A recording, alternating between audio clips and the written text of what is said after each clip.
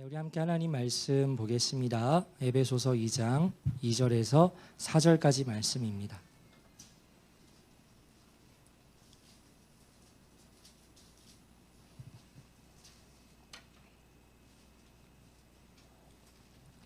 에베소서 2장 2절에서 4절 세 절의 말씀을 함께 읽겠습니다. 시작. 그때 너희는 그 가운데서 행하여 이 세상 풍조를 따르고 중에 권세 잡은 자를 따랐으니 곧 지금 불순종의 아들들 가운데서 역사하는 영이라.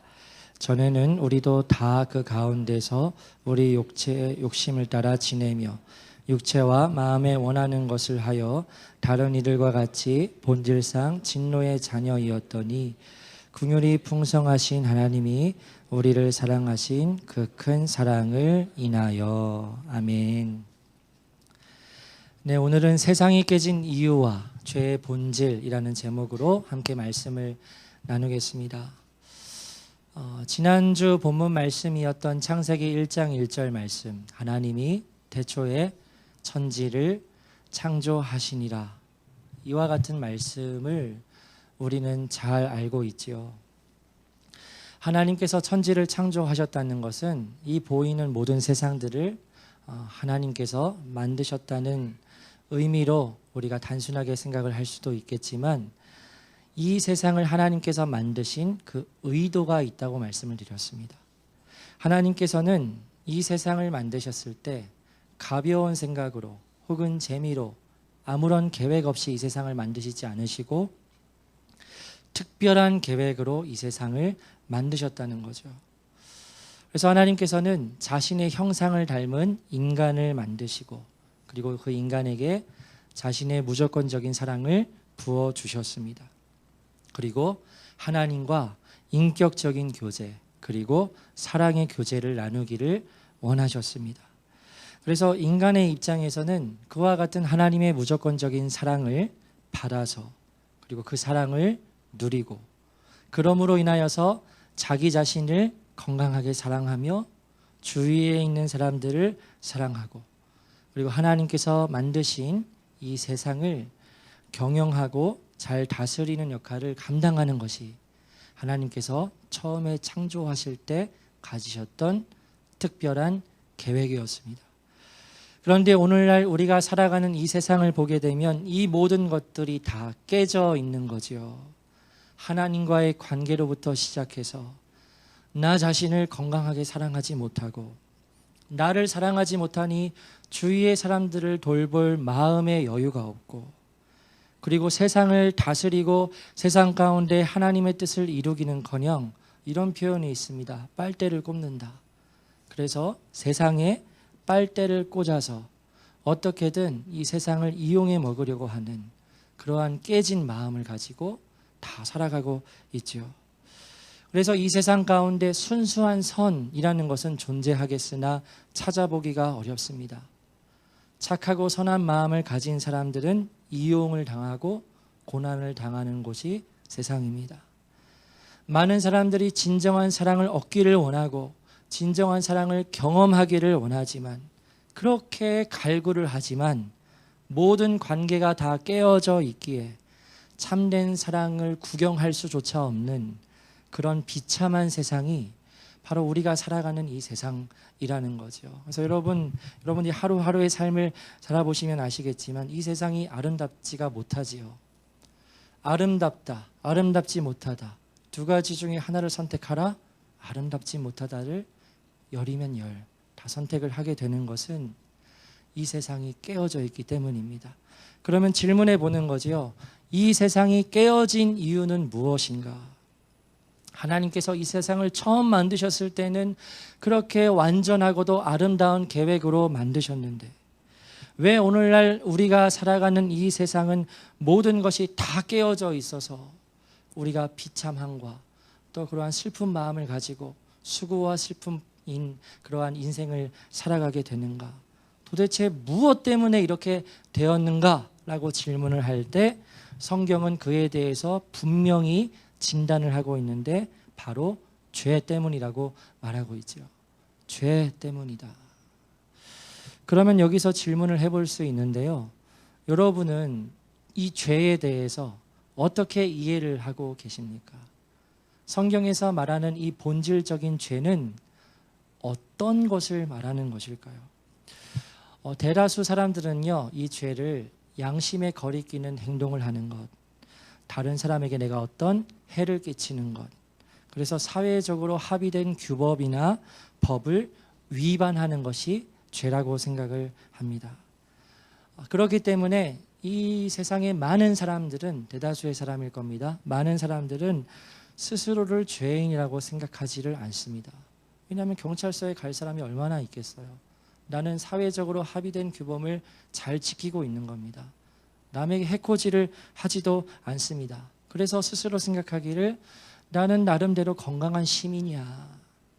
나는 다른 사람들처럼 어느 정도 양심을 가지고 있고 양심적으로 살아가고 있어 하고 생각을 하는 거지요. 심지어 이런 기준으로 죄를 보게 되면요, 오히려 교회 안에 있는 사람보다 교회 밖에 있는 사람들이 더 양심적이고 선하게 보이기까지 합니다. 여러분, 그러나 성경에서 말하는 죄는 그러한 의미의 죄가 아니지요. 성경에서 설명하는 죄는 우리가 일반적으로 생각하는 죄와는 조금 달라서, 조금이 아니라 많이 달라서 더 근원적인 개념을 가지고 있습니다. 그러면 성경에서 말하는 죄란 무엇일까요?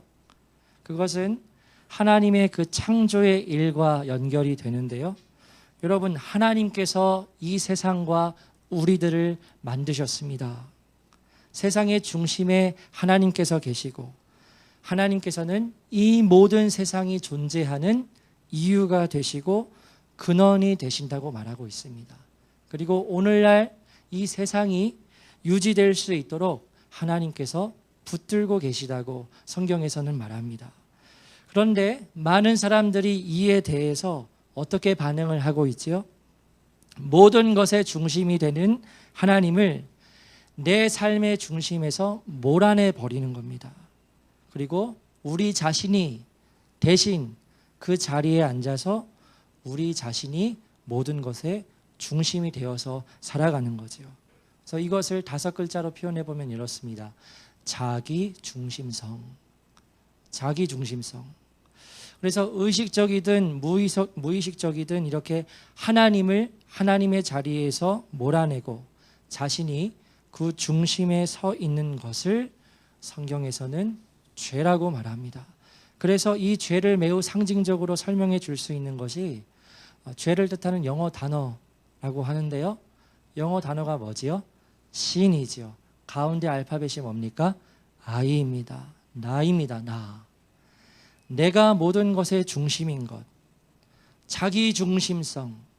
하나님을 하나님으로 대접하지 못하고 내가 내 삶의 주인이 되어 살아가는 것. 이것이 성경에서 말하는 죄의 본질이다라는 거죠. 하나님께서 이 모든 세상을 만드셨음을 우리가 정말 믿는다면, 그리고 우리 자신이 아버지와 어머니 사이에서 태어났지만 그러나 내 존재가 하나님께로부터 왔고 하나님께서 나를 지으셨음을 정말 믿는다면 당연히 우리의 삶의 중심의 자리에 하나님을 모시는 것이 당연한 귀결일 겁니다. 우리의 삶의 주인이 내가 될 수는 없는 겁니다. 하나님께서 주인이 되셔야 하는 거죠. 그런데 인간이 그렇게 생각을 하지 않는 겁니다. 모든 것이 다 내가 주인이고 내 마음대로 할 수 있다고 생각을 합니다. 하나님을 하나님으로 여기지 않습니다. 그래서 기독교에서 말하는 중요한 메시지가 예수님의 십자가 부활이지요. 그것이 복음입니다. 그런데 그 복음 안에 포함되는 아주 중요한 내용, 우리가 혹시라도 가볍게 다룰 수 있는 내용이 뭐냐면 그게 창세기 1장 1절이에요. 하나님께서 태초에 천지를 창조하시니라.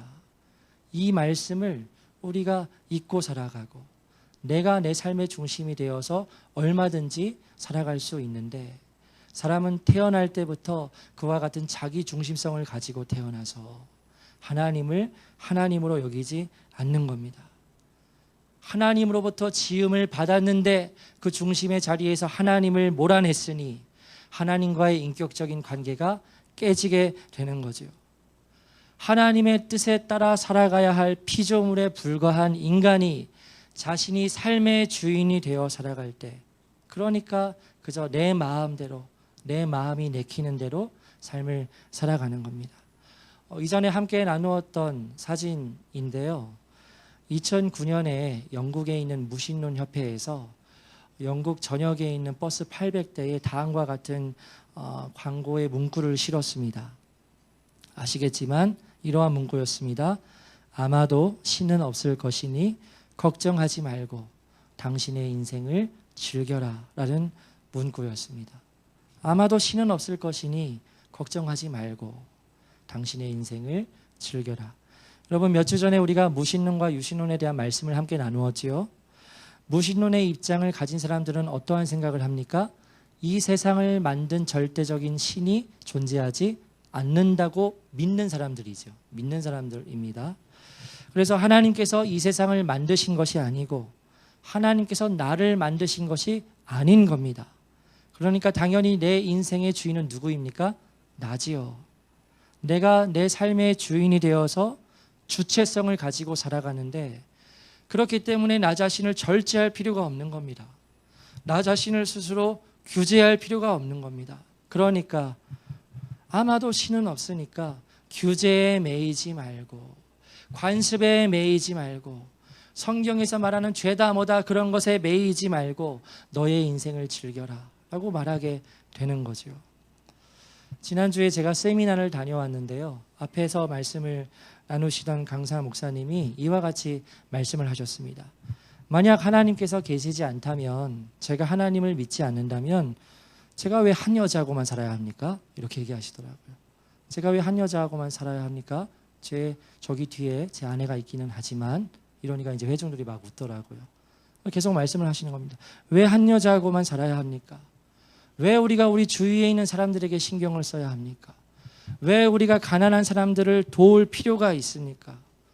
왜 이 세상의 생태에 대해서 우리가 신경을 써야 합니까? 그냥 주어진 팔자대로 살면 되는 거지.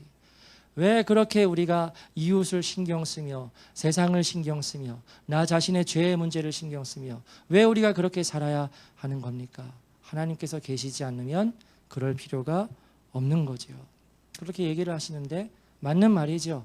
하나님께서 계시지 않고 하나님께서 이 세상을 만들지 않으셨고 하나님께서 내 존재를 만들지 않으셨다면 우리가 왜 그렇게 힘들게 살 필요가 있느냐는 거죠.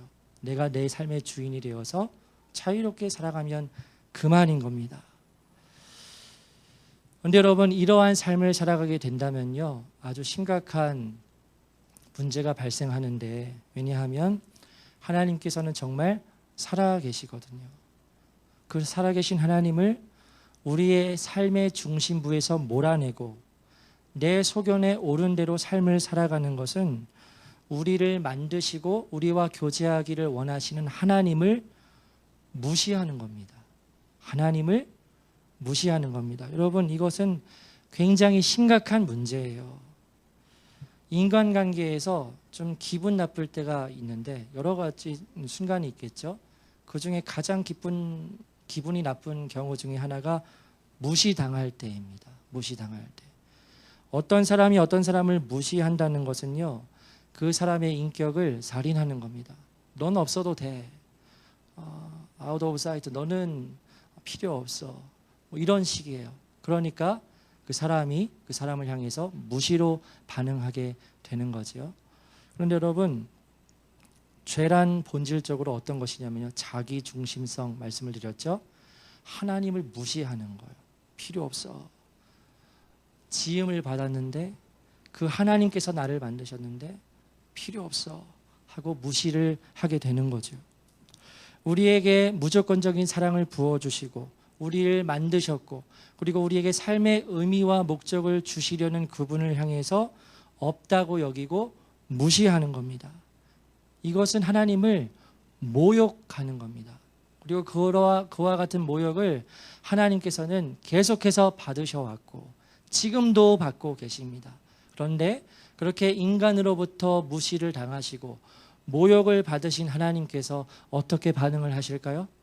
하나님께서 역시 인격적으로 인격을 가지고 계신 분이시기 때문에 그러한 무시와 모욕을 받게 되시면 진노하십니다.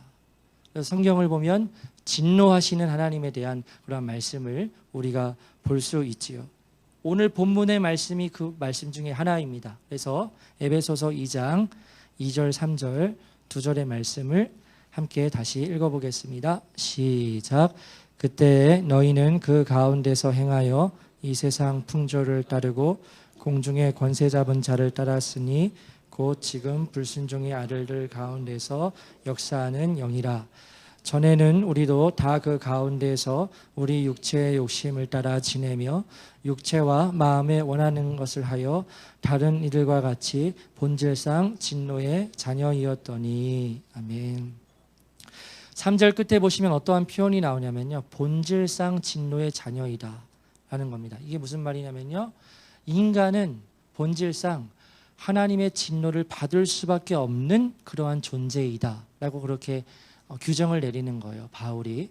그럼 왜 인간이 하나님의 진노를 받을 수밖에 없죠? 그 이유가 3절에 나옵니다. 육체의 욕심을 따라 지내며 육체와 마음에 원하는 것을 하기 때문이에요. 그렇기 때문에 하나님의 진노를 받을 수밖에 없는 그러한 존재가 이 세상의 인간들인데, 그런데 왜 인간들이 그러면 육체의 욕심을 따라 지내며 육체와 마음에 원하는 죄를 맨날 행하는 것일까? 2절에 그 배경이 나와 있습니다. 노란색 글씨만 한번 읽어보겠습니다. 시작. 이 세상 풍조를 따르고 공중의 권세 잡은 자를 따랐으니. 근원적인 이유가 뭐죠? 하나님으로부터 지음을 받은 존재로서 하나님을 따르지 않고 이 세상 풍조와 공중의 권세 잡은 자, 누구입니까? 마귀를 따랐기 때문이라고 말할 수 있죠. 그래서 그와 같은 삶을 살아가는 이들은 모두 하나님의 입장에서는 진노를 받아야 할 대상이라고 말하고 있는 겁니다. 그래서 성경은 이와 같이 모든 것의 주인이 되실 뿐 아니라 나 자신을 만드신 하나님을 인격적으로 무시하고 모독하는 인간은 하나님의 진노의 대상이 되어서 결국에는 마지막 때에 심판을 받게 된다고 말합니다. 그래서 여러분, 본질적으로 죄는 하나님을 우리의 삶의 중심의 자리에서 몰아낸 것이라 할 수 있습니다. 그래서 이와 같은 이해 아래에서 죄에 대해서 더 심층적으로 말씀을 나누려고 하는데요, 비유를 들어보려고 합니다. 아마 여러분도 잘 아시는 비유라고 생각을 합니다. 나무로 비유를 해보려고 하는데요, 첫 번째 그림 띄워주시면 네, 나무가 나오지요. 여러분, 이 나무가 무슨 나무일 것 같으세요? 사과나무일까요? 배나무일까요? 모르지요. 왜냐하면 뿌리도 있고 줄기도 있고 가지도 있지만 이 나무가 무슨 나무인지 모르는 이유는 열매가 보이지 않기 때문입니다. 그래서 사람들은 보통 열매나 꽃이 없으면 이 나무가 무슨 나무인지 알기가 힘듭니다.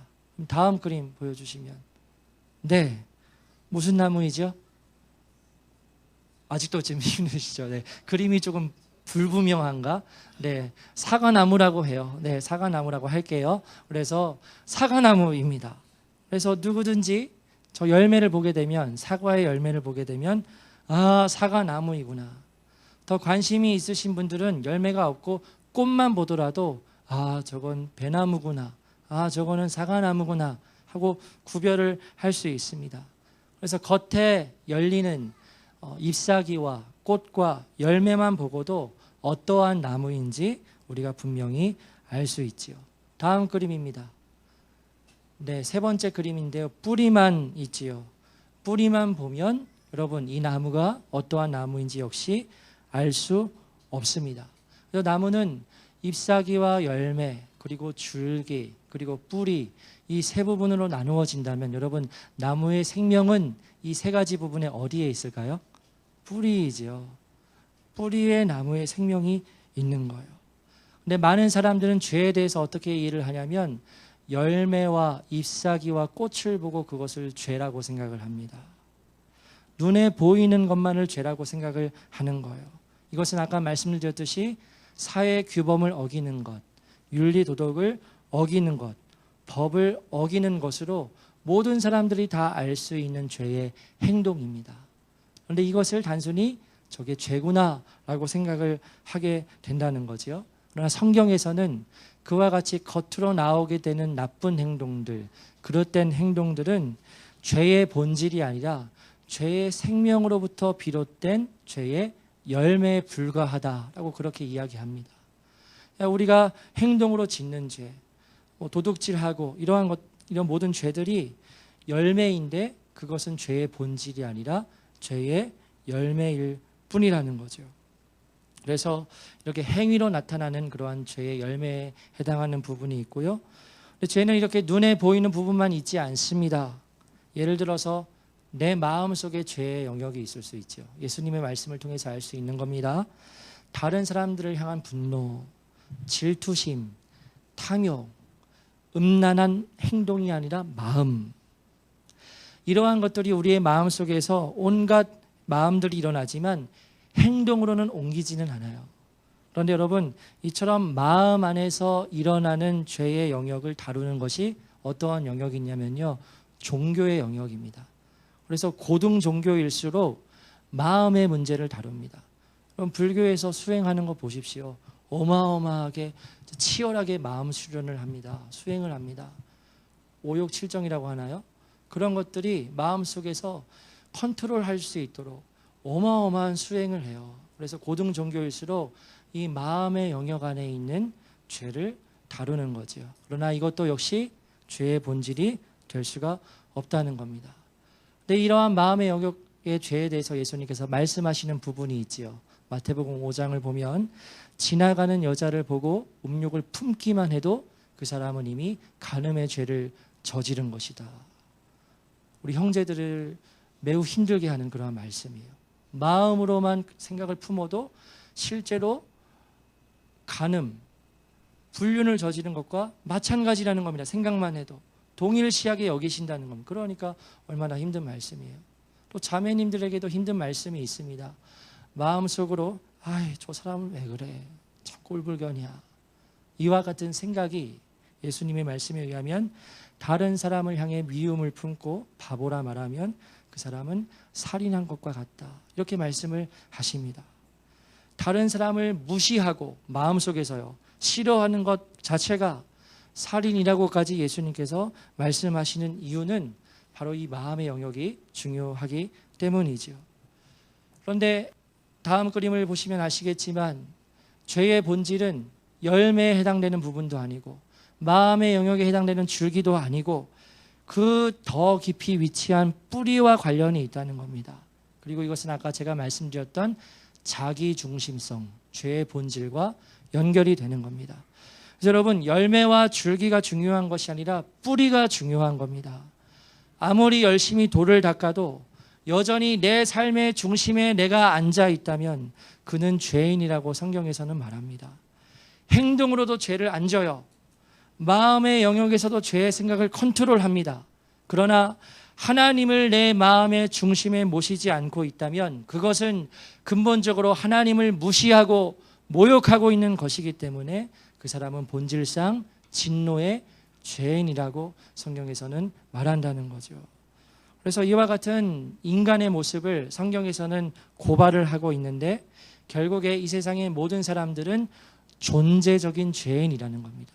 존재 자체가 죄라는 겁니다. 나무 자체가 죄의 열매를 맺는 죄의 생명으로 충만한 죄의 나무인 것처럼 내 존재 자체가 죄 그 자체인 겁니다. 그래서 죄가 곧 나요, 내가 곧 죄라는 명제가 성립이 되는 이유는 우리의 생명이 하나님께로부터 비롯되지 않고 죄로부터 비롯되었기 때문입니다. 그래서 뿌리에서부터 시작이 되어서 줄기를 거쳐서 죄의 열매가 쉬지 않고 열리는 거죠. 그래서 이와 같은 죄인들이 모여서 살아가는 이 세상이 완전히 깨어지게 된 것은 당연한 일이죠. 그래서 이 세상이 깨어진 거죠. 모든 것이 다 엉망으로 되어져 있죠. 사람마다 자신이 삶의 주인이 되어서 살아가는데 이미 자신의 존재가 죄의 생명으로 충만한 죄 그 자체라 할 수 있는데 그러한 죄인들이 모여서 살아가는 이 세상이 완전히 깨어지게 된 것은 너무나 당연한 결과라 할 수 있다는 겁니다. 그래서 하나님께서 만드신 이 처음에 그 아름답고 완전한 그 세상이 지금은 완전하게 깨어진 이유는 바로 이 죄 때문이다 라는 겁니다. 그리고 기독교의 구원은 이제 이 죄의 문제에서부터 시작이 됩니다. 죄의 문제를 건드리지 않으면, 이 죄의 문제에서 시작하지 않으면 아무것도 해결할 수가 없어요. 착한 행동을 많이 하면 된다고요? 양심적으로 살아가면 된다고요? 말도 안 되는 거짓입니다. 자신을 만드신 하나님을 무시하고 모독하며 그 존재 자체가 죄의 생명으로 충만한 가운데 있는 그러한 죄인들이 어떻게 이 세상 가운데에서 스스로 구원을 이루어낼 수가 있겠습니까? 인간이 어떻게 이 세상에 파라다이스를 만들 수 있죠? 인간이 고안해낸 여러 가지 정치적인 그러한 주의들이 있죠. 민주주의, 사회주의, 공산주의, 다 악한 목적으로 태어난 게 아닙니다. 어떻게 하면 더 잘 살 수 있을까? 어떻게 하면 이 세상에 유토피아를 만들 수 있을까? 생각하고 고민해서 인간들이 만들어낸 그 모든 제도들이 아무리 좋고 이상적으로 보여도 결국엔 인간들이 가지고 있는 그 죄의 생명으로 인하여서 그 모든 제도들을 악용하고 망쳐놓게 되죠. 그래서 이 세상 가운데 인간의 힘으로 유토피아를 만들 수 없고 파라다이스를 만들 수 없다는 겁니다. 그래서 여러분, 우리가 예수님을 믿는 그리스도인이라면, 그리고 예수님을 이제 믿으려는 마음을 가진 사람이 있다면 어디에서부터 시작해야 되는 겁니까? 이 자기중심성이라는 죄의 문제에서부터 시작을 해야 합니다. 이 문제에 대해서 분명히 인지를 하고 시작을 하지 않으면 그 사람이 가진 구원의 믿음은 가짜일 겁니다. 왜냐하면 이 죄의 문제를 해결해야 성경에서 말하는 구원이 이루어질 수 있기 때문이에요. 그래서 여기까지 말씀을 나누고 여러분에게 한 중요한 질문을 드리면 한번 마음속으로 진지하게 생각해 보시고 대답을 해 보십시오. 여러분은 하나님께서 정말 여러분을 만드셨음을 믿으십니까? 정말 믿으십니까? 하나님께서 이 세상을 정말 만드셨다는 것을 믿고, 그리고 내 존재를 만드셨음을 정말 믿으신다면 여러분, 어마어마한 변화가 이루어지게 되겠죠. 네, 어마어마한 내 삶이 뒤집어지는 그러한 변화가 일어나게 되겠죠. 문제는 내가 그걸 정말 믿고 있느냐, 아니면 교회에서 예전부터 그렇게 수없이 들어왔던 그 교리에 습관화되고 익숙해져서 앵무새처럼 그냥 입술로만 고백하는 수준에 있는가, 그것을 분별할 수 있어야 하겠습니다. 세가족 교제에 대해서 계속해서 말씀을 나누고 있는데요. 첫 번째 나누었던 말씀이 기독교를 들어오는 세 가지 문이었습니다. 세 번째 문 기억이 나세요? 어떠한 문이었죠? 네, 진리를 탐구하는 그런 문이었습니다. 진리를 탐구하다가 기독교로 들어오게 되는 경우였어요. 내가 삶의 주인으로 살아가는데 이 삶 가운데 의미를 찾지 못하겠는 겁니다. 이렇게 계속 삶을 살아가는 것이 무슨 의미가 있는가? 이 세상에서 길어봤자 8, 90년 살게 되는데 이렇게 주어진 환경 안에서 공부하고 결혼하고 자식을 낳고 은퇴해서 적당히 평안히 살아가다가 죽어서 무덤에 묻히는 것이 삶의 끝인 것인가? 뭔가가 부족하다고 느껴지는 겁니다. 뭔가가 결핍된 거라고 느껴지는 거지요. 그리고 지금까지 살아온 나의 인생을 되돌아보는 겁니다. 그리고 내가 중심이 되어서 내 소견에 옳은 대로 내 지혜와 내 취향대로 살아보니 이제는 더 이상 이렇게 살면 안 되겠구나. 이렇게 살아서는 내 삶에 답이 없겠구나라고 진지하게 생각을 하게 된다면 그때 이 사람은 근본적인 문제가 하나님과의 관계가 깨어져 있기 때문이고, 그래서 자기중심성이라는 이것이 내 삶에 있어서 굉장히 큰 문제를 일으키는, 삶을 허무하게 만드는 죄의 본질이라는 것을 생각해 볼 수 있는 거죠. 그런데 반면에요, 하나님 없이 사는 삶이 괜찮다고 생각하는 사람들이 있습니다. 그냥 적당히 삶을 살아가는 겁니다. 적당한 경제적인 안정감을 누리고 적당히 취미 생활을 하다가 노년의 나이 들어서 삶을 마감하는 것이 그렇게 크게 불편하게 느껴지지 않아요. 인생이 뭐 다 그런 거지. 그렇게 하나님이 없어도 스스로 잘 살 수 있다고 생각을 하는 사람에게 가서 하나님 이야기, 구원의 이야기 전하면 하나님이고 구원이고 나발이고 뭐 이렇게 반응하게 되는 거죠. 하나님 없이 내가 잘 살 수 있다는데 뭘 필요해 그게. 자기 중심에서 뭐 어쩌라고. 이렇게 반응을 하게 되겠죠. 그래서 여러분, 지금까지 살아온 이 삶의 방식으로 계속 그렇게 살아서는 안 되지 않겠는가 하는 그러한 깨달음을 여러분 주위에 있는 사람에게 허락하실 때가 있습니다. 그리고 여러분들이 그것을 발견하실 때가 있습니다. 그때 하나님께서 열어주신 기회인 거죠. 그때 예수님의 복음을 들고 찾아가서 인생의 해답과 그 인생의 허무함을 해결해 주실 수 있으신, 이 모든 것을 만드신, 당신을 만드신 하나님을 증거하고 예수 그리스도의 십자가 부활을 증거할 때 구원을 받을 수 있는 길이 열리게 되는 거지요.